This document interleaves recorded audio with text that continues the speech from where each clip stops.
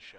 This has been the scourge of the Open Series for the better part of a year and a half, Yeah. particularly in the hands of William Jensen.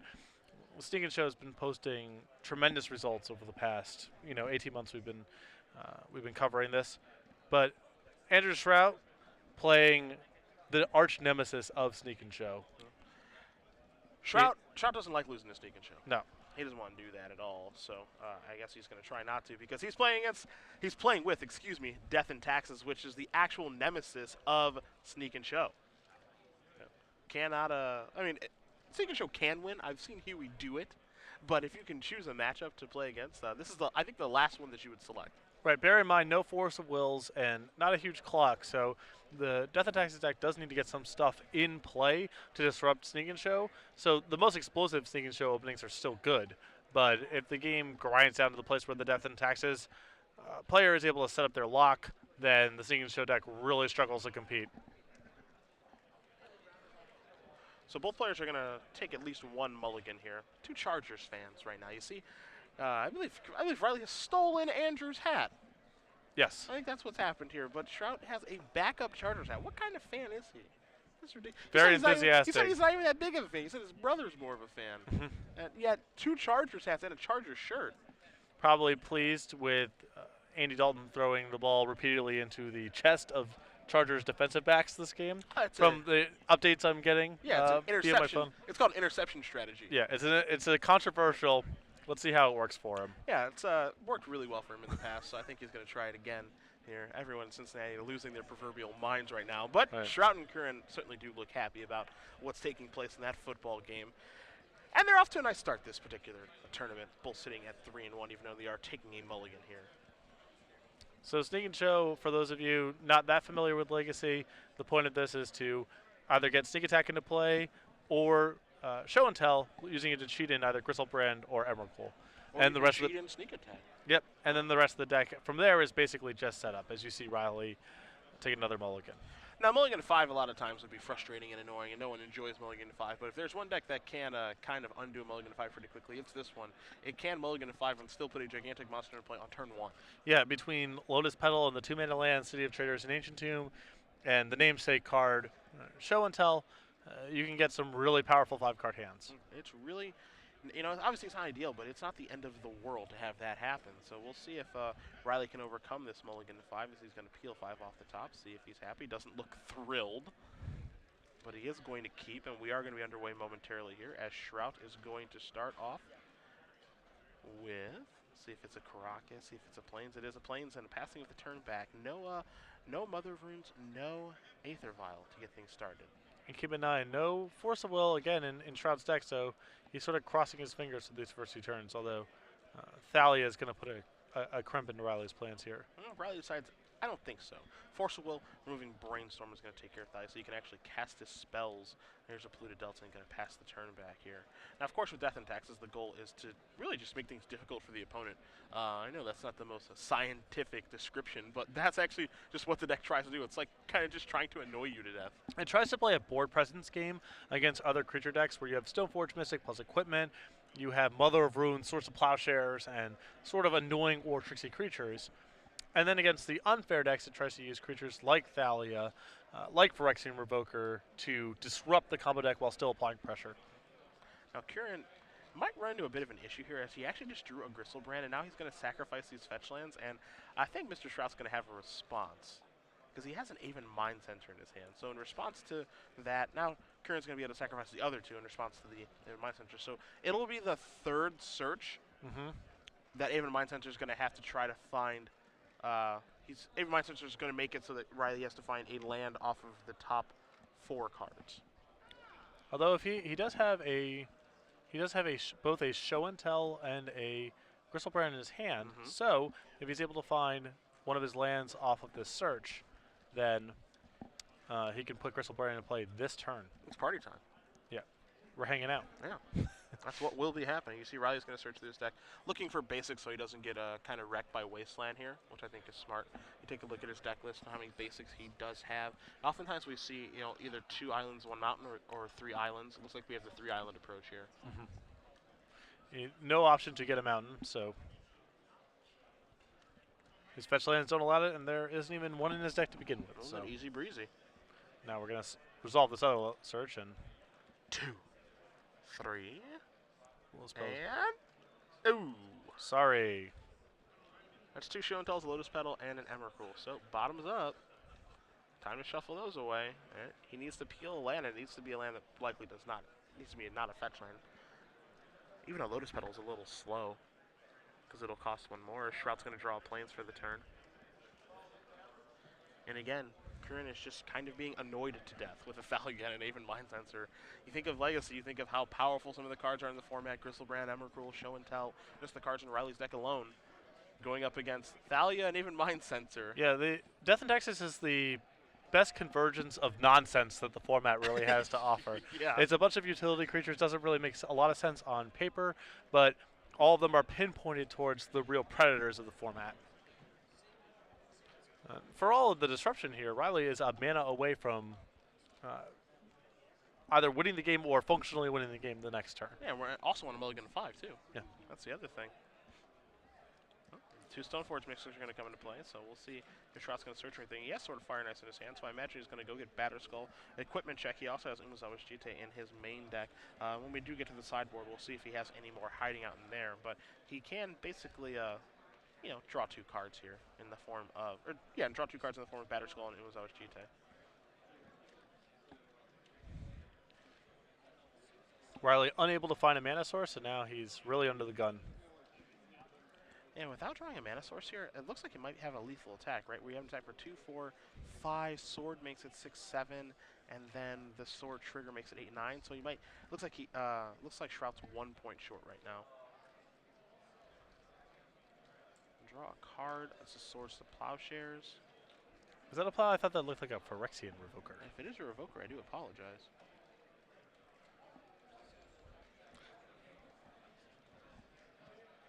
That is a Revoker, thank you. 3 pieces of equipment and a Revoker, so 4 artifacts in hand. See, Shrout's going to do the math here, and if Sword of Fire and Ice is good enough to make it lethal. But because Stoneforge Mystic actually has to tap to put 1 in play, and then the equip cost, she's going to use all of his mana, but it would be 2 from the Mind Sensor, 2 from the Thalia, 1 from the Stoneforge Mystic that can attack, and then you can basically say that Sword of Fire and Ice equals 4 damage. Yep. 2 from the +2/+2, 2 from the trigger. That's going to be 9. Curran at 10, 1 point short, 1 turn short right now for Shrout. The critical thing this turn is to get Riley below 8 life, because Yes. that prevents Gristlebrand from being activated. Andrew can easily power through an Emrakul next turn, so the big thing is just preventing Riley from being able to draw 7 and potentially finding a sequence of cards to get out from this spot. And Riley is going to draw and concede the game. So Andrew Shrout is going to win game number 1 here with Death and Taxes versus Sneak and Show. A very, very, very favorable matchup for him. But Riley did take a mulligan of 5 there, and there are some explosive draws that Sneak and Show can put together, and sideboard can certainly help. Yeah, I think that I think that the matchup is definitely favorable for Death and Taxes, but I believe it is somewhat overstated. If Riley finds a land off of that Mind Sensor or draws a mana source within 2 turns from there, we're talking about a very different game. And we've seen Sneak and Show, specifically in the hands of William Jensen, power through some of those kind of draws. So definitely favorable for Death and Taxes, but by no means a lock. So in the Sneak and Show sideboard, what do you got hiding out over there? 3 copies of Pyroclasm. That's really good here because most of Andrew's creatures, 2 toughness or less. Very simple magic. He also has access to Echoing Truth if he wants to potentially bounce some of the more annoying utility creatures like Phyrexian Revoker, like Thalia. He has a Jace if he wants to convert into more of a normalized control deck. Through the Breach and Leyline Sanctity, not really for here. Blood Moon doesn't do very much, so I believe we're just going to see the 3 copies of Pyroclasm come in. Shrout's side, and again, he already has a fairly favorable matchup here. The fact that he can add more things is actually kind of scary, but what he has access to is an Enlightened Tutor, a copy of Sword of Light and Shadow to go along with his equipment package and Stoneforge Mystic, a Singleton Ratchet Bomb, a Singleton Aethersworn Canonist, 3 copies of Rest in Peace, 2 Cataclysm, 2 Sunlance, 2 Oblivion Ring, and a Mirren Crusader. So I don't expect a lot of cards to come in here, but I do like the 2 copies of Oblivion Ring. The Enlightened Tutor, the Singleton one, makes it so that he virtually has 3 copies of Oblivion Ring if he'd want them. But again, that's not really all that exciting. Crusader is a nice clock, but I don't think it's about putting in a clock on the opponent as fast as possible. It's just about disrupting them as often as you possibly can. And then outside of that, I don't really think he needs any of these other cards. Yeah, I'm a pretty big fan of Oblivion Ring in this matchup. You often see the Sneak and Show deck have to play Sneak Attack and say go because there aren't that many red mana sources in the deck. This is especially the case when it's playing against decks with Wasteland, with Thalia, with Rashad Port potentially. All these things constrict the red mana, and so the Sneak and Show player often plays Sneak Attack, says go, and hopes to just to get to untap and then do things from there. So you do get an opportunity to Oblivion Ring things. There's definitely this perception about Sneak and Show that you're killing or functionally killing in one turn, and often the deck actually has to break it up over the course of 2 turns, and Oblivion Ring can be very powerful in those spots. So we'll see how both players choose to sideboard here. Looks like they have already gone through their 15 and they're shuffling up, getting ready for game number 2. Again, Curran, I'm sure, understands that this is a definitely a difficult road ahead here, as Shrout playing Death and Tax as the natural foil to a Sneak and Show deck. We just saw that particular game where Shrout didn't even need to draw one of his 3 Caracases and did not really have a very difficult time winning the game. Just able to disrupt Curran long enough, put on a fast enough clock, and get the job done. Yep. That is how this deck is supposed to function in these kind of matchups. Yeah. And, for Shrout's build of this deck, you're going to find a lot of cards that are, pretty much the industry standard nowadays with 4 Mother of Runes, 4 Phyrexian Invokers, 4 Thalias, 4 Stone Hordes Mystics. We've seen some versions with Serra Avengers, some without them. You see some versions with Mangara, some without them. Shrout has 3 Serra Avengers. He has no Mangaras. He does have 3 Flicker Wisp, 2 Mirror Crusaders, and then 2 Aven Mind Sensors. Mind Sensor is a card that sometimes you see, sometimes you don't. 4 Aether Vial and 4 Swords, and then the small equipment package of a Jeté, a Battered Skull, and a Sword of Fire and Ice. The lands, again, nothing crazy here. 4 Wastelands, 4 Ports, 3 Caracas, 2 Rising Canopy, 1 Aganjo Castle, which I think is kind of neat. The Kamigawa land there that can actually protect Thalia from some damage like Pyroclasm, which is a card that's going to come in this matchup. So that's a fun little one-of to have. A fun of. Yes, if you will. It's fun beatable. As you see, Shrout's going to play a Plains. Curran has an island and a flooded strand. He's got a Forcible in his hand, some other things. Let's see if Shrout has a Caracas hiding out. He's got a Port and a Wasteland. Not sure he has a Caracas, though. And I don't know if it's proper to actually try to mulligan for Caracas in this matchup. It appears that Riley has brought him through the breach as well. Not too surprised about that, actually. Want some redundancy. And it is kind of scary to cast Show and Tell against this deck, honestly, because it feels like a lot of the time it's just going to backfire, right? Especially if you're worried about something like Oblivion Ring in the post-board games. Shrout's going to play a Wasteland. He's going to follow this up with a Mother of Runes and pass the turn back. So nothing too impressive here from the Death and Taxes player just yet. He could have played a Revoker if he wanted to, I believe, and get that established on Sneak Attack, but he chose to get Mom set up first. Brainstorm here from Curran. He's going to draw an Emrakul, a Polluted Delta, and a Lotus Petal. Mother of Runes, the most unfair of fair Magic cards. If you are playing a fair deck and I'm playing a fair deck, Mother of Runes is about the best possible thing you can do. It's crazy how good Mother of Runes is, actually. Yeah. It got lost in the shuffle during, that time in Standard because people were dying on the second turn a lot. But in honest Magic, Mother of Runes is as good as it gets. This was during Saga, correct? Right. So when people are, Academy Rectoring in Yawgmoth's Bargain or replenishing 17 enchantments on the 4th turn or whatever, it's only like Mother of Runes doesn't really have a home. But if you printed it now, it would be, among the best cards in Standard. Actually, no problem with that kind of Magic, though. I think that's a lot of fun. What did you play during that time? Were you replenish guy? Mono blue Magpile. No. Yes. That's how I made my bones. Wow, Mr. Counterspell. A lot of them. A 4 spike? Was that not legal. Then? Not legal. Oh man, that's too bad. My favorite counterspell of them all. You can see a port here from Shrout. Curran was able to drop down the Lotus Petal. Wants to get that in play before Thalia does show up. Also has those 2 fetch lands. Just has to be a little wary yet again of even Mind Sensor being a thing here, as that was good in the previous game with those 2 fetch lands. And Shrout's, he's going to play the Revoker now, so we'll see what he's going to name with this. One presumes either Sneak Attack or Gristlebrand. assuming it gets to resolve, which it may not. Lotus Petal isn't the worst name either. That is true. Because it does actually shut off mana abilities. Python Needle isn't one that can shut off mana abilities, but Revoker is. And that's going to get Force of Will, so that's pretty telling. Looks like Riley might go in for the big uppercut here through the Breach and Emrakul. Yep. And unlike a lot of decks in Legacy, you know, there's no Daze, there's no Force of Will. The Death and Taxes deck it's on the board. What's there is there. So Riley working with pretty close to complete information here.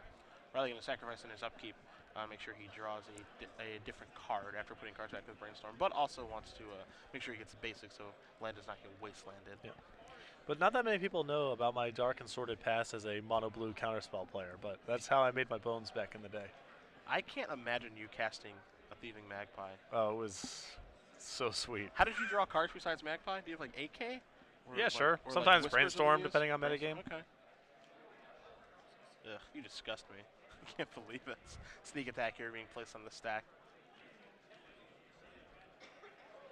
You see Shrout's going to consult his hand. Does not seem too thrilled about what's coming next, and I wouldn't be either. Checks his hand, confirms it's all 3-mana creatures, allows sneak attack to resolve. Yeah. And Volcanic Island going to be searched for by that Flooded Strand. Chances are there's going to be a big scary monster coming up here in just a moment, and there is a big scary monster. Here it's Griselbrand. Now, will he be joined by the tag team of Lotus Petal and Emrakul? That is the question. Yeah. Before we attack, let's check it out. You know, there's some chance you can just. Oh, he's brought in Blood Moon. Yeah. Oh, there's Lotus Petal. Okay. That's one. Do it again. Do it again. You can check one more time. Yeah. And that's just, I saw Emrakul scroll by. They are holding hands, walking to the plus-size store with one another. Yeah, it's like peanut butter and jelly. Lotus Petal, put you in. Rechecks the hand, confirms it's 3-mana creatures, concedes the game. Still Mirror Crusader and Seraph Venture. Yep. You got me. So, Riley Curran's going to tie this up here against Andrew Shrout, stealing one from Death and Taxes with a pretty good draw there. Yep. I think, again, I don't know if you're supposed to mulligan for Caracas in this particular matchup. There are only 3. You don't have any manipulation, so you don't have Brainstorm. You don't have Ponder or anything like that to actually try to find that card. But, you know, in that particular game, Shrout didn't really do anything. Yeah, I mean, you clearly can't keep a hand that does nothing disruptive, but I think if you have a reasonable curve and Port and Wasteland, that qualifies as enough stuff to keep, as long as there's enough pressure in the hand as well. Sure. It's probably on the bottom end of keepable hands, but I don't think it's unreasonable. Just certainly didn't look good. Didn't look good. No. Definitely did not look good. But, hey, Death and Taxes doesn't look good doing anything. He also had a Revoker that game. I mean, it's not unreasonable that he has enough stuff in the hand to buy himself some time. Yeah, if Revoker resolves, it likely names Sneak Attack, and then we're talking about, wow, Death and Taxes is so good against Sneak Attack and Sneak and Show. Man, everyone should be playing this deck. So, you know, it's all about context. Yeah. I know that gets said a lot. Again, I don't quite buy it. I think the matchup's favorable, but not dramatically so. Yeah. It feels like the games where Death and Taxes does beat a Sneak and Show deck, it feels like it's such an overwhelming advantage. You know, that sticks out in your memory of just like, yeah, you had Caracas and Revoker and Mother Runes. I couldn't kill anything. I couldn't do anything, and I lost to some stupid 3-1 flyer. But the games where, you know, they're fumbling around and, you know, drawing the wrong half of their deck or, you know, the wrong quarter of their deck, it's like, you know, you don't even really care what they're doing. So you saw Riley in that game bring in Caracas. You think that's just, I guess, exclusively to shut down, or Blood Moon rather. Do you think that's exclusively to shut down Caracas, or because it's actually reasonable to color screw this deck, there's actually not that many sources of white mana if you stick a Blood Moon? I think it's a combination of the two, honestly. I think it is reasonable to do both of those things, but also you want to be able to shut off Caracas. This is a unique way to do that. You also want to be able to shut off Wasteland and Port. But as you mentioned, you can also just kind of color screw them. And there's not a lot they can do about it. Additionally, you are able to actually play Blood Moon on the first turn of the game. That's very possible, again, with the Soul Ring lands in Ancient Tomb and City of Traders and Lotus Petal. So I like Blood Moon coming in here a lot in this matchup. Again, it's not flashy. You know, there is a small percentage of the time that it may win you the game. But, you know, you want to make it so that you can shut off Caracas because you can't do what you used to do in the past, which was board in your own copies of Caracas to kill theirs. Due to the new legendary rule. Shrout on your left, he's going to be playing first. Looks like he's keeping. Riley doesn't look so sure. All right, we're underway. And that's a pretty good start, Mother of Runes. Now, it's not Aether Vial, but outside of that, it's off to a nice start here. As Riley's going to play Ancient Tomb. Oh, boy. Buckle. Some fire. Up. Are we Yeah. already some fireworks? I want to see it. Oh. Bummer. Is there a Wasteland or a port here for Shrout? There's a Thalia. There's a Wasteland, too. Yeah. I think there's 2 copies of Wasteland maybe in his hand. Not 100% sure there. Interesting that Riley moved in that quickly. Well, I mean, he's playing the pedal presumably to play around a potential Thalia. Okay. Well, Wasteland or Ancient Tomb. That's probably going to be a gigantic dagger attack here with the Mother of Runes.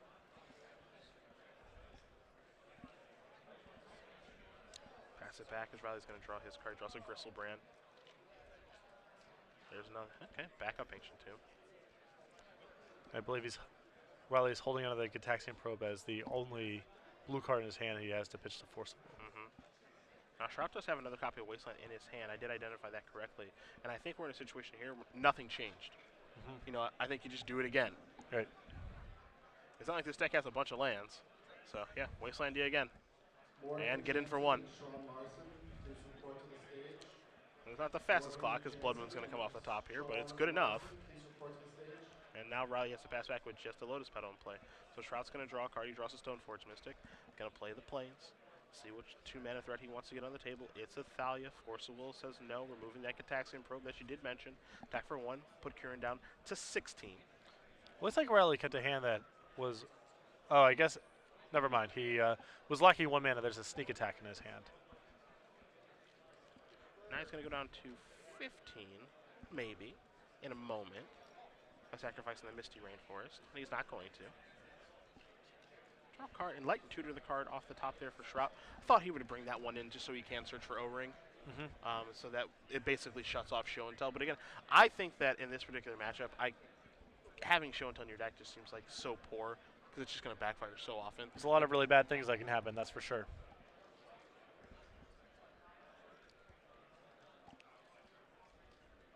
So let's see what Shrout wants to do on this turn.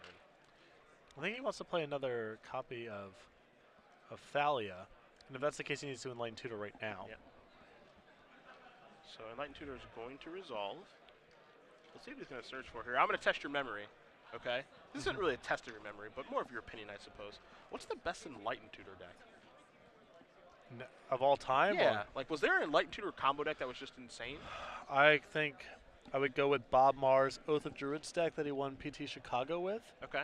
That would be my choice. Okay, because I can always think of like mystical tutor decks, and I can think of vampire tutor decks, obviously, because that's the best one. But I never ever think of like, wow, Enlightened Tutor was completely busted in this deck. But I guess searching up Oath of Druids is probably pretty good. It's really good against creature decks. Yeah. He's actually going to search up a Revoker here, and now he's going to play Thalia. Yeah, Andrew playing a game here where he's just trying to constrict mana. Thalia's going to resolve, Brainstorm off the top. That's going to cost a little bit extra. And now you can see the squeeze that Riley's getting in. That Revoker can name Lotus Petal, like you've mentioned before. And Thalia is going to be really prohibitive as this game proceeds. Mother of Runes hanging back on defense. It did get in for 3 points of damage. That might be the most all-time for Mother of Runes, since it normally never attacks, just acting as an enchantment, basically. But now Riley wants to protect Thalia from Pyroclasm or Echoing Truth effects. Make it so that thing is always out there causing trouble, as here is a very expensive Brainstorm. Pyroclasm, there was a Lotus Petal and a Mystery card there. Not convinced there was a land among those, and I don't think there was a fetch land either, so. Yeah. And Riley just getting squeezed from all sides at this point. And Lotus Petal he can't even cast because it's going to cost 1 because of Thalia. So Revoker is going to come off the top for Shrout. Going to go to the grip. We'll see if he wants to cast that or not. I mean, at this point, if you do play Revoker, I actually like the name of Lotus Petal much more than Sneak Attack in this situation. Yeah, you got, mana is Riley's constraint right now, and I would just keep hammering that. Yeah. Feeling tough, Mother of Runes? Well, he left it back for 1 turn, presumably playing around Pyroclasm. Now that's no longer an option as Riley can't cast it through the Thalia next turn. Yeah, so I guess he can't get in his 1 point of damage here. And Andrew, perhaps doing the math to see if it actually changes the clock at all, decides it's worth the attack. And now there's a Stoneforge mistake, so does not go with the Revoker. But he has not played a land yet this turn either. But yeah, he's already passed the turn back. You see Curran's taking a draw step. Draws a Pyroclasm that he can't cast. Yeah. And Batterskull's going to come in. Thalia gives him a lot of protection this turn. Yeah. Because of this play, for example, now he can cast the Revoker if he's looking for it and can shut down that Lotus Petal. But this window was open for him to be able to search up a Batterskull, which is pretty nice for him. To get Pyroclasm that turn, it would have to be something. I don't even know if it's possible.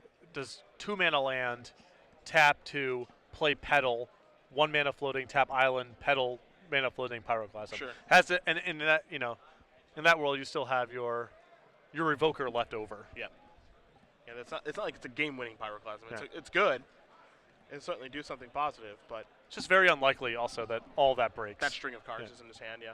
I think it's rather more likely that he has a bunch of big dumb idiots in his hand. Yeah. Which is the case right now. You see a Phyrexian Revoker is going to come into play.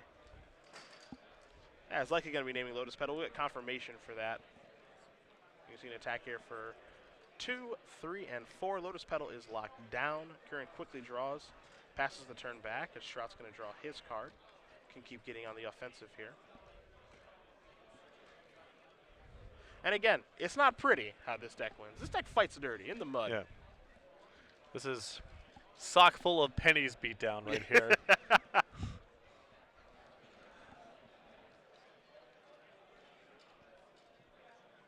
Riley's sitting at 4 life right now. Stoneforge ready to put something in play. Mother of Rune's ready to play defense on something. Riley does draw a copy of Volcanic Island. Can cast Pyroclasm, but realizes that Pyroclasm isn't even very good right now, and is going to concede the game. So Andrew Shrout is going to win this match as the hat goes right in Shrout's face. He's going to win this one 2-1. He's going to move on to 4-1. As these guys are pretty good friends, obviously. Oh, baby! A little showmanship on the camera. A healthy burn there from Curran, taking the loss.